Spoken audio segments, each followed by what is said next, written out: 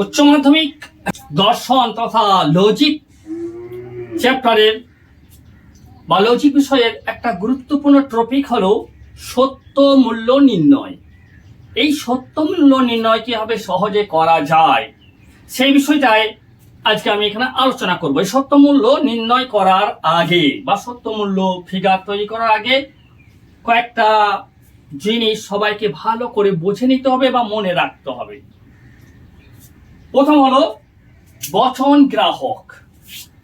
বচন গ্রাহক, বচন গ্রাহক, ঠিক আছে।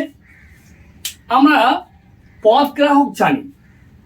পদ গ্রাহক মানে বচনে দুটি পদ থাকে, উদ্দেশ্য পদ এবং বিধেয় পদ। উদ্দেশ্য পদকে এস এবং বিধেয় পদকে পি বর্ণ দ্বারা চিহ্নিত করে আমরা বচনে আকার তৈরি করতে পারি। তাহলে পদ গ্রাহক হচ্ছে এস এবং পি, কিন্তু বচন গ্রাহক হতে গেলে পরে এস পি নয়, এখানে দুটি বর্ণ প্রতীক লাগে, সেটা হলো পি এবং কিউ। এই দুটি পি আর কিউ এরা হলো বর্ণ প্রতীক। তবে পি কিউ শুধুমাত্র বর্ণ প্রতীক নয়, পি কিউ ছাড়া আর বা এস বা অন্য কোনো ইংরেজি বা ইংলিশ লেটার বা বর্ণ দিয়ে বর্ণ প্রতীক করা যায়। তো বেশিরভাগই পি কিউ দিয়ে বর্ণ প্রতীক সাজালে বুঝতে সুবিধা হয়। এই যে বচন গ্রাহক মানে বর্ণ প্রতীকের সাহায্যে একটি বচনকে গ্রহণ করা হয়। যেমন যদি বলা হয় ব্রাজিল, ব্রাজিল এবং ইংল্যান্ড,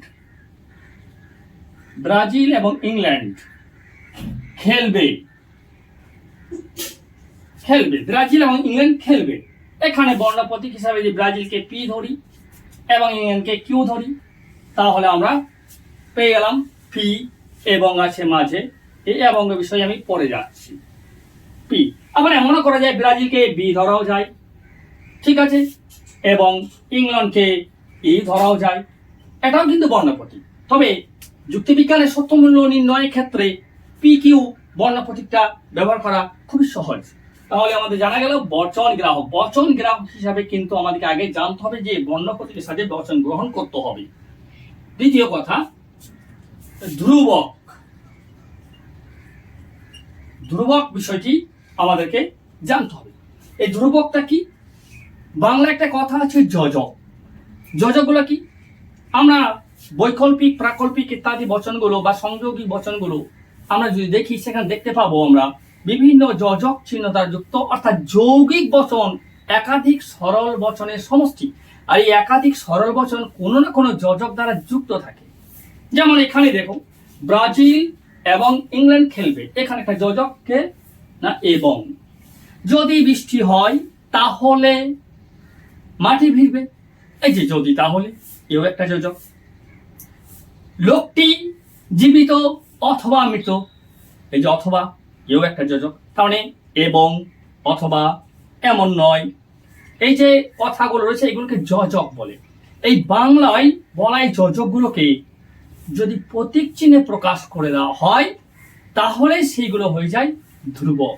এরকম কিছু ধ্রুবক যুক্তিবিজ্ঞান আছে যেগুলো জানতে হবে। যেমন আছে ডট, এটা একটা ধ্রুবক, এটা একটা ধ্রুবক, এটা একটা ধ্রুবক,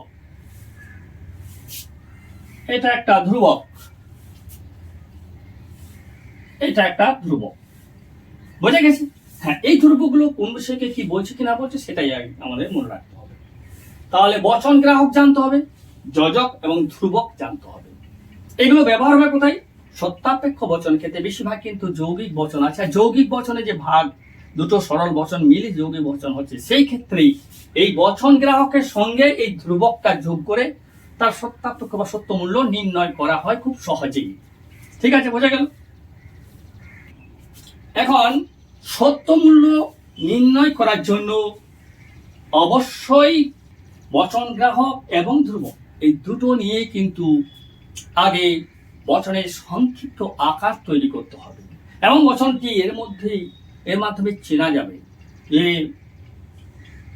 সংযোগী বচনে যে একাধিক শ্রেণীভাগগুলো আছে নিষেধক বচন, যৌগিক বচন, প্রাকল্পিক বচন, দ্বিপ্রাকল্পিক বচন, এই যে বচনগুলো আছে সেই বচনগুলোতে কোন সংযোজকটা ব্যবহার হবে বা কোন ধ্রুবকগুলো কোথায় ব্যবহার হবে সেটা কিন্তু আগে একেবারে সম্পূর্ণ ক্লিয়ার ভাবে গুছিয়ে নিতে হবে, তাহলেই সত্য মূল্য সহজে নির্ণয় করা যাবে। আমি অবশ্যই পরের ভিডিওতে আমি কোন ধ্রুবকের নাম বা কোন ধ্রুবকগুলি কোন যৌগিক বচনের বা কোন বচনের ক্ষেত্রে প্রয়োগ হচ্ছে সেটা আমি আলোচনা করব।